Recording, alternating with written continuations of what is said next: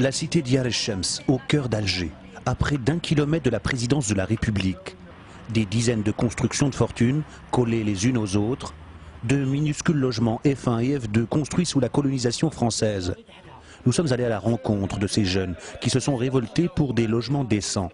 Ceux qui acceptent d'être filmés nous montrent les blessures de la veille. Regarde, un policier m'a frappé avec une pierre.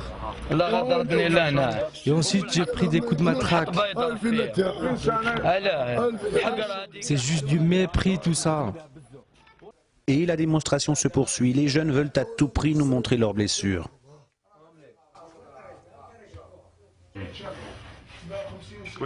Regarde, la police m'a frappé avec des pierres. J'ai le doigt cassé.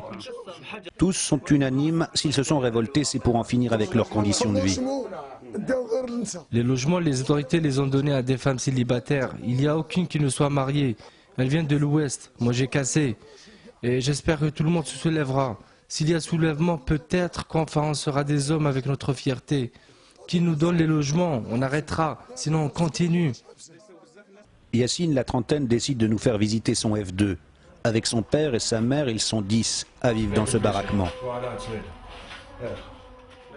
Regarde les toilettes, regarde où on vit. Dans cette chambre, on est 4 à dormir, on fait la relève pour dormir. Fiancé, il vient de faire sa demande en mariage. Mais il y a un problème.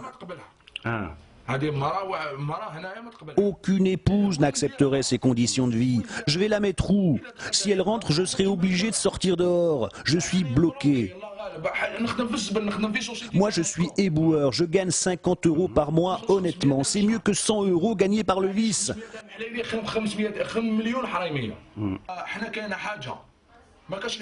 Il y a une chose, rien ne nous arrêtera à part les balles. S'il veut me mettre en prison, qu'il le fasse. Ici, on est des morts vivants. Madame Mouzaï estime qu'elle n'est pas la plus à plaindre. Il y aurait, selon elle, des cas plus extrêmes dans la cité.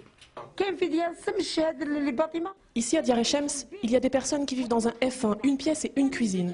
Au début, ils étaient un couple et leurs enfants, puis leurs enfants se sont mariés, ils ont fait eux-mêmes des enfants et ils sont devenus une ribambelle dans le même appartement. Ici, le plus jeune prétendant au mariage à 40 ans, avec le manque de place, il peut toujours pas se marier, le pauvre.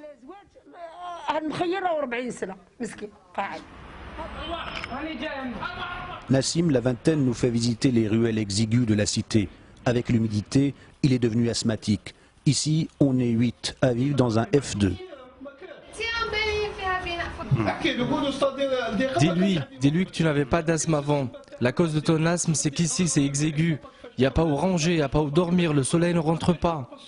Viens voir ce soir. Tu vas te dire que c'est impossible qu'il y ait des gens qui puissent vivre ici. 1500 familles vivent à Diyar el-Shems. En face du bidonville, des bâtiments ultramodernes. Un contraste que devront gérer les autorités pour éviter l'embrasement de la situation.